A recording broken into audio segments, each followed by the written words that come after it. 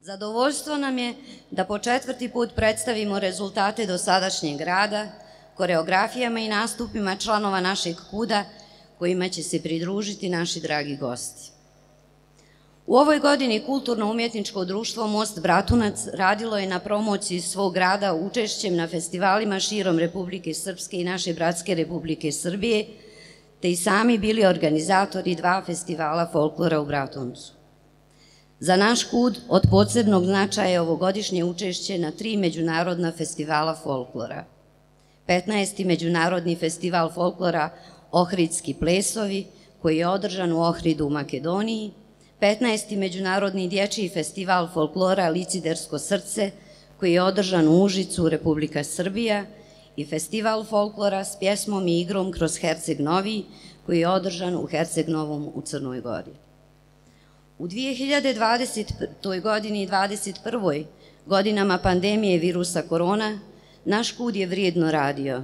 Najveće postignuće u ovoj godini realizacija je projekta Igrom i pjesmom Sačuvajmo naše kulturno naslijeđe uz finansijsku podršku opštine Bratunac. U okviru ovog projekta, po prvi put u istoriji kulturno-umjetničkih društava na našem području, postavljena je autentična koreografija sa igrama i pjesmama iz okoline Bratunca, žetelački običaj iz Bratunca i okoline, srpske igre i pjesme iz Podrinja. Koreografija je specijalno namijenjena KUD-u Most Bratunac. S obzirom na njen nemjerljiv značaj, nadamo se da će biti zabilježena u analima kulturno-umjetničkih aktivnosti na našim prostorima. Ona na originalan način prikazuje igre koje su se igrale na prostoru naše opštine i okoline prije više od 100 godina, čuvajući tako od zaborava običaje, igre, pjesme i nošnje iz bratunačkog kraja i ostaje našim budućim generacijama da je čuvaju i prenose generacijama posle njih. Narodne nošnje koje ćete vidjeti u izvođenju ove koreografije su autentične. Rađene su po uzorcima koji su članovi našeg KUD-a prikupili u svesrdnu pomoć naših baka i djedova koji su sačuvali dijelove nošnji svojih predaka. Koreografiju je postavio Dejan Milisavljević Zvečanac, muzički aranžman potpisao Miroljub Todorović Džimi, a saradnik na prikupljanju materijala je etnomuzikolog Jovana Jovanović. Umjetnički rukovodilac je Brano Stojanović. Ponosni smo što će izvođačka grupa KUD-a Most večeras pred vama premijerno izvesti ovu koreografiju i predstaviti ovaj istorijski projekat. Uživajmo u ljepoti, igre i pjesme našeg kraja.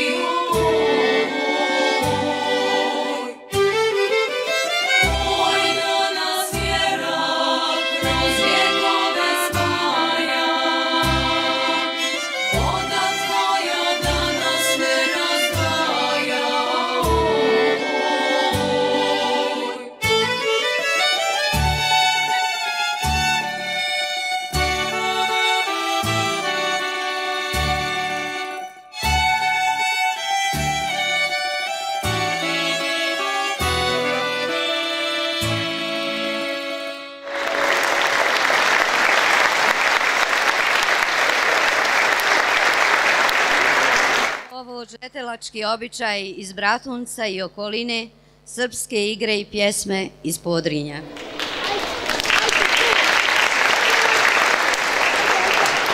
Poštovani, sada će vam se obratiti predsjednik našeg KUD-a, gospodin Miloš Mitrović, a potom predsjednik Skupštine KUD-a, protojerer Stavrofor Dušan Spasojević. Molimo predsjednike da poslije obraćanja ostanu na bini radi dodjele priznanja.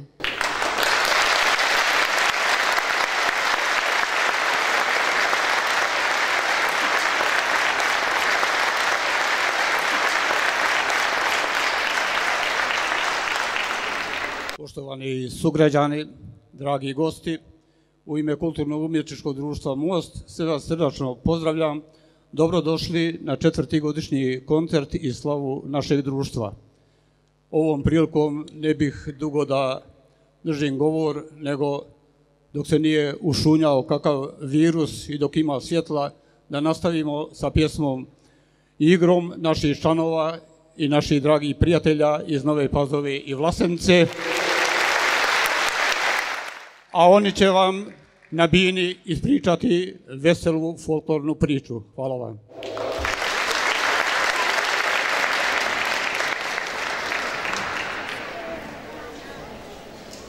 Braći i sestre, čast me u ime Skupštine KUD-a Most da vas sve pozdravim, poželim vam dobrodošlicu, posebno pozdravimo naše drage goste koji su došli iz Nove Pazove i iz Vlasenice i našega dragog načelnika, gospodina Srđana Rančića, koji uvijek stoji i pomaže u svim našim naporima da sačuvamo našu tradiciju kroz igru i kroz pjesmu. Želim da se fino osjećate, da vidite da smo, pošto prošle godine, kao što reče voditeljka, i smo imali godišnji koncert zbog ovih okolnosti, epidemije COVID-a, pa ćete moći da uporedite od preprošle godine koliko su naši članovi napredovali u igri, u pjesmi, u svome znanju.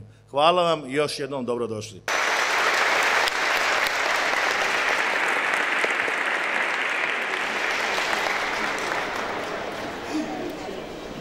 Zahvaljujemo se predsjedniku KUD-a i predsjedniku Skupštine KUD-a na obraćanju. Tradicionalno na našim godišnjim koncertima dodjeljujemo priznanja i nagrade istaknutim pojedincima i ustanovama koji su svojim radom i djelovanjem pomogli radu i razvoju KUD-a.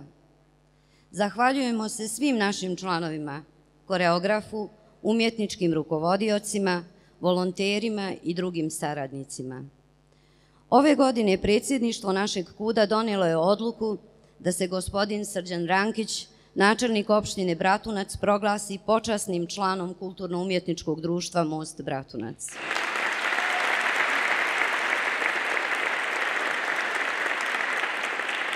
Počasnim članom društva smatraju se lica koja svojim doprinosom ostvari posebne zasluge u sferi unapređenja i afirmacije KUD-a u sredini u kojoj djeluje, pa i šire, ako ga predsjedništvo, to jest Skupština, imenuje počasnim članom. Gospodin Srđan Rankić je prije izbora na mjesto načelnika opštine svojim ličnim doprinosom pomagao rad našeg društva, a ova podrška se i nakon izbora nastavlja u kontinuitetu. Molimo načelnika opštine, gospodina Srđana Rankića, da primi ovo visoko priznanje našeg KUD-a.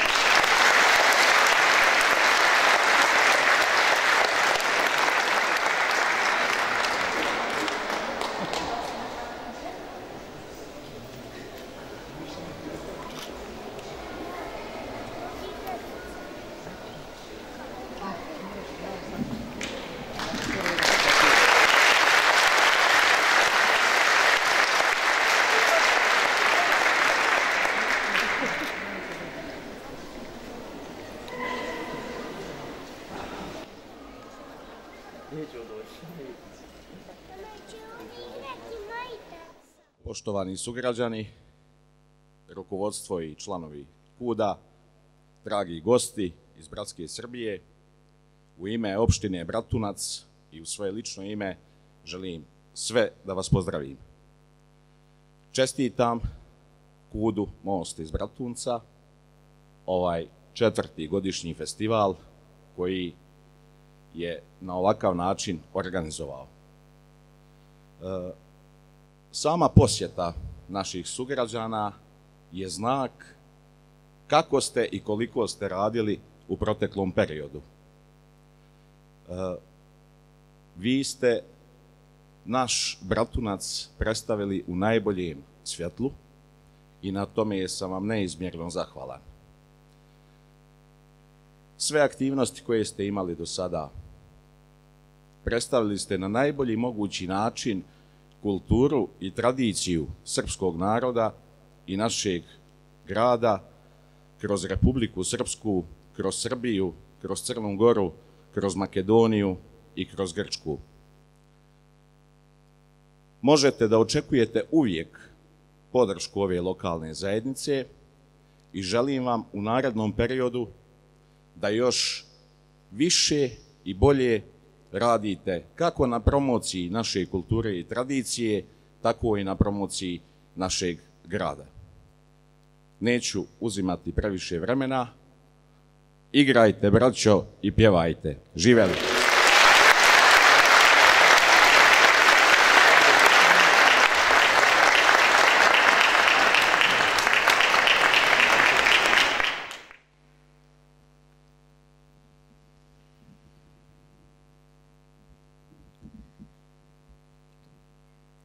Naše društvo rado se sjeća ljudi koji su se tokom života zalagali i radili na razvoju folklora u našoj opštini i ovom prilikom posebno priznanje posthumno dodijelit će se Srđanu Šarencu, jednom od osnivača KUD-a Most, za posebne zasluge u razvoju folklora u opštini Bratunac. Sin Miloš Šarenac, sin Srđana Šarenca, u njegovo će ime primiti ovo visoko priznanje nakon ovog koncerta.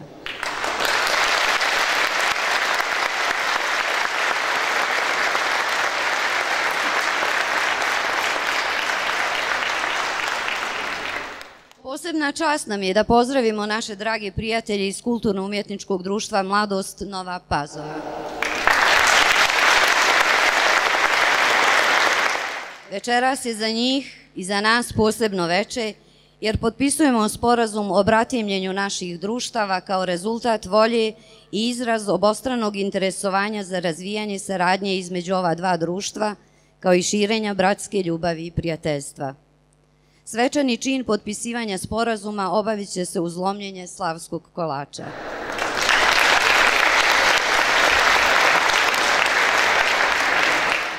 Kulturno-umjetničko društvo Mladost iz Nove Pazove osnovano je 1953. godine, a osnivači društva su nekadašnji prosvetni radnici.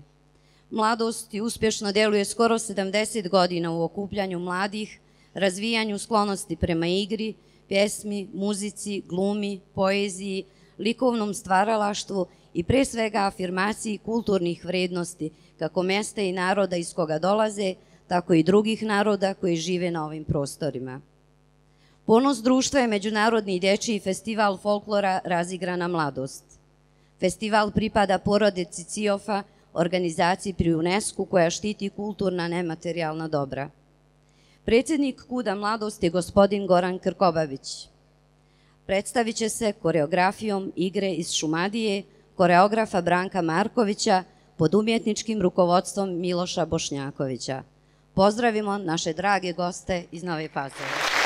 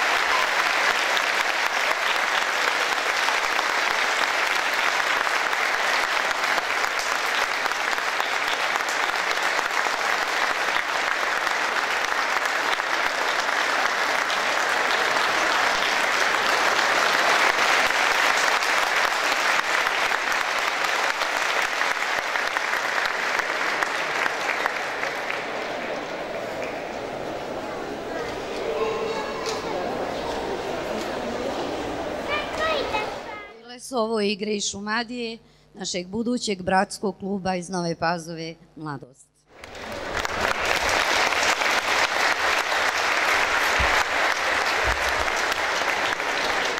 Najbrojnije grupe našeg kuda čine školica folklora, mlađa i starija početna grupa. Oni su naša budućnost i nada u očuvanje tradicije i običaja našeg kraja. Vesela i razigrana školica folklora Kuda Most Bratunac predstavit će se spletom dječjih igara pod umjetničkim rukovodstvom Dragane Nikolić, a u nastavku uživajmo u igrama naše mlađe početne grupe sa koreografijom igre iz Šumadije i koreografa Dejana Milisavljevića Zvečanca pod umjetničkim rukovodstvom Dragice Seke Ninković. Pozivamo naše mališane da našoj publici predstave svoj vredni rad iz protekle godine.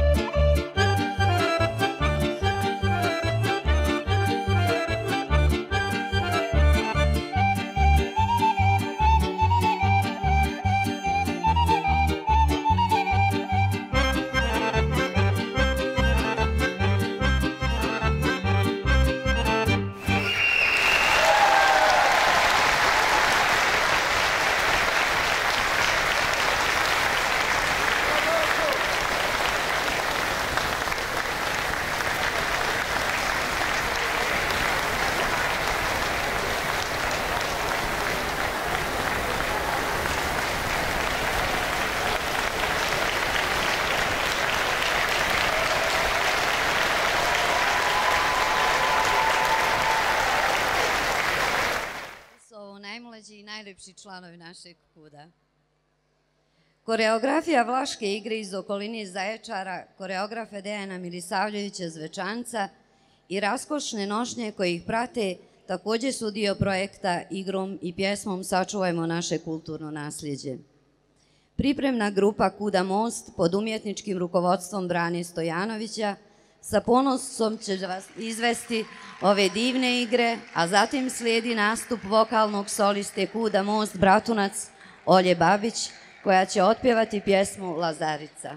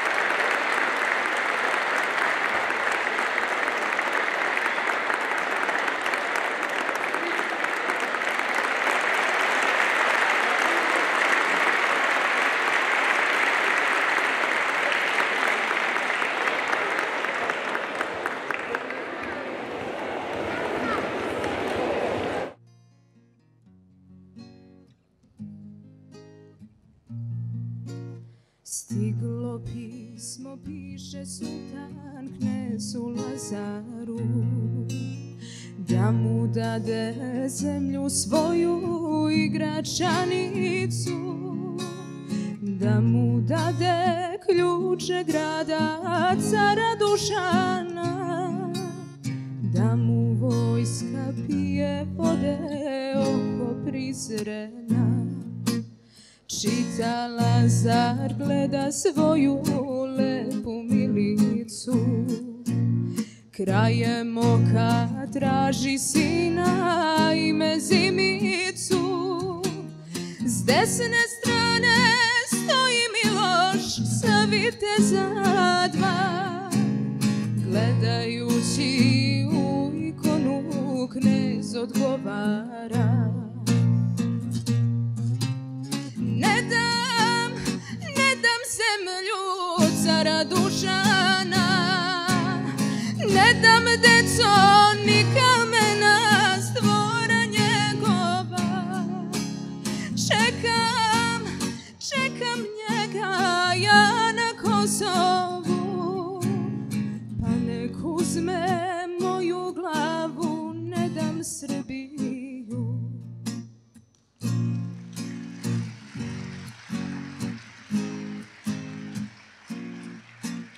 Kleknu Miloš pred ikonu ispred Lazara, on poziva u molitvi svetog Zosima.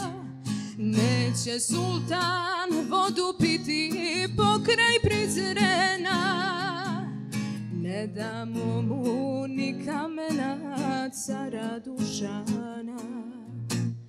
Tebi, kneže, zavet dajem, nek zapamte svi, pašće sultan ispred tebe pre nek padneš ti. Za tebe ću i krst časni život predati, pa ćemo se svi na nebu večno sastati. Ne dam zemlju cara Dušana, ne dam deco ni kamena s dvora njegova. Čekam njega ja na Kosovu, pa nek uzme moju glavu, ne dam Srbiju.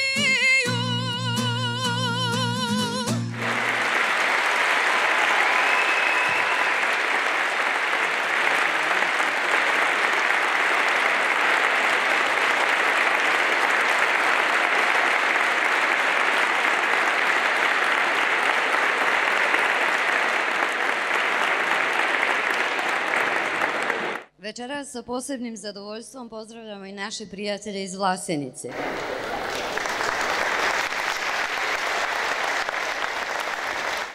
Udruženje za očuvanje tradicije Birač Vlasenica osnovano je u januaru 2018. godine sa idejom da se sačuva kultura, tradicija, pjesme, igre i običaji u svom izvornom obliku i da ostanu sačuvani za buduće generacije. Udruženje okuplja oko 90 članova i radi kroz 5 folklornih sekcija, školicu folklora, dječji, pripremni i prvi ansambl, te rekreativnu grupu. Iako relativno mlado udruženje, učesnici su brojnih međunarodnih festivala folklora u Republici Srpskoj i Srbiji, kao i kulturnim i humanitarnim manifestacijama. Pozdravimo naše goste iz Vlasenice koji će večeras izvesti igre iz Dimitrovgrada, koreografa Đorđa Vasića.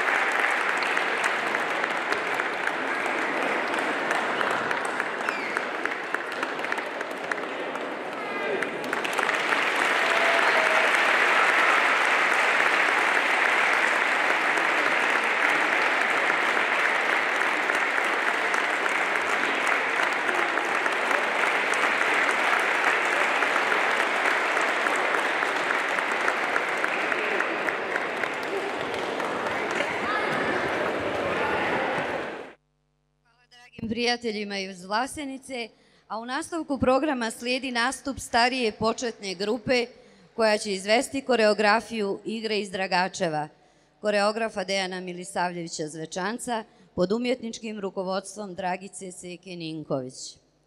Nakon igara iz Dragačeva večeras imamo još jedno premijerno izvođenje pred našom publikom. Seniorska grupa našeg KUD-a pod umjetničkim rukovodstvom Dragane Nikolić odigraće igre i pjesme iz Vladičinog Hana, koreografa Dejana Milisavljevića Zvečanca.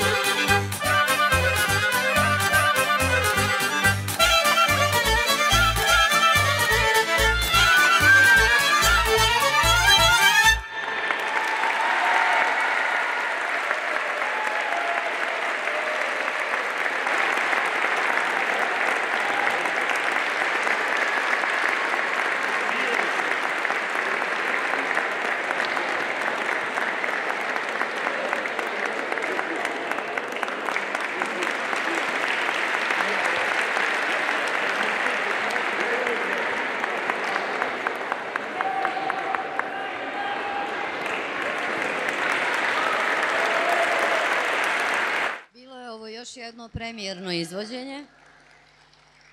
Koreografijom Opančar devojčar, igre i pjesme iz studeničkog kraja, koreografa Dejana Milisavljevića Zvečanca, pod umjetničkim rukovodstvom Brane Stojanovića, predstavit će se pripremna grupa Kuda Most Bratunac, a u nastavku još jednom ćemo uživati u igri pjesmi naših prijatelja iz Nove Pazove, koji će izvesti koreografiju Vesele šopske igre. Koreograf Dragomir Vuković Kljače, pod umjetničkim rukovodstvom Miloša Bošnjakovića. Uživajmo u ljepoti njihove igre i pjesme.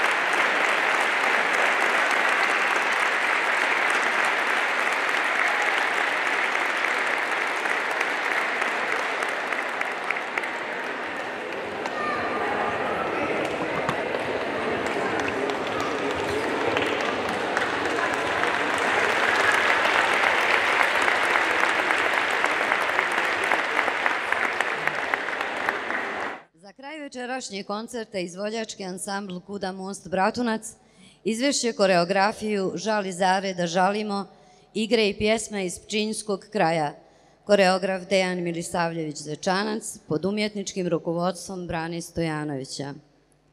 Bilo je ovo još jedno prelijepo druženje.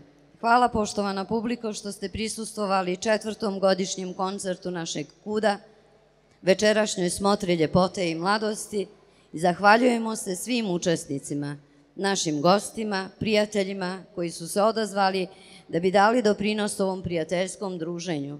Želim vam da se iduće godine ponovo u zdravlju sretnemo, a do tada svako dobro.